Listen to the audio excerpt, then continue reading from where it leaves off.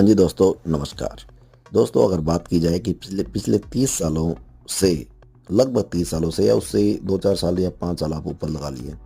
अब टोटल बात करेंगे पिछले 35 सालों से इस देश का मिडिल क्लास किस पार्टी को मुख्यतः वोट करता है, तो इसमें कोई डाउट नहीं होगा कि मिडिल क्लास का एक मेजर चंक हमेशा बीजेपी को वोट करता आया है।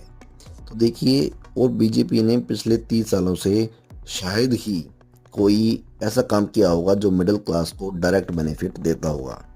मुझे जहाँ तक याद है कि जब पहली बार 2014 में बीजेपी की पूर्ण बहुमत की सरकार आई थी, तब टैक्स स्लैब में चेंज करते हुए श्री अरुण जेटली ने 50,000 रुपये की टैक्स स्लैब को इंक्रीज किया था, 50,000 रुपये बढ़ाए थे।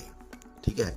इसके अलावा और ऐसा कोई भी अब तक का काम ऐसा नहीं हुआ है जो डायरेक्ट जो मिडिल क्लास के वर्ग के लोग हैं उनको फ़ायदा होता हो।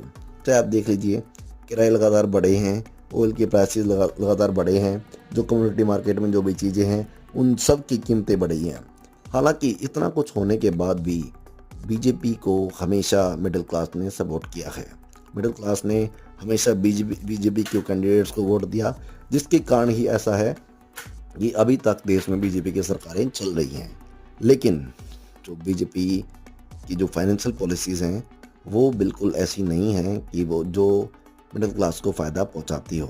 अब ऐसी बहुत ज़बरदस्त तरीके से रूमर टाइप फैला हुआ है कि जो कल यानी 1 फरवरी को जो बजट आने वाला है वो बहुत सही बजट होगा और मिडिल क्लास को इनकम टैक्स में काफ़ी रिबेट इसमें मिलेंगी।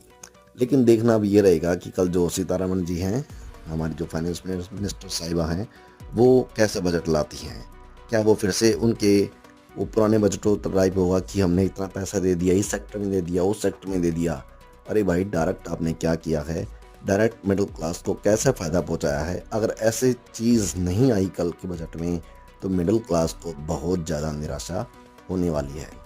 वैसे मेरे जैसे जो लोग हैं, जो बीजेपी को अच्छा तो मानते हैं, लेकिन वो जो उनकी फाइनेंशियल पॉलिसीज़ हैं खासकर मिडिल क्लास के लिए, उनके मतलब इतनी सपोर्टिव पॉलिसी नहीं है, मेरा ऐसा मानना है। और मुझे तो ज़्यादा खैर कल वाले जो बजट है उससे कोई ज़्यादा आस भी नहीं है। लेकिन पता नहीं समाज में ऐसा एक माहौल बना हुआ है और ऐसी रूमर्स हैं कि कल के बजट में मिडिल क्लास के लिए बहुत कुछ होने वाला है।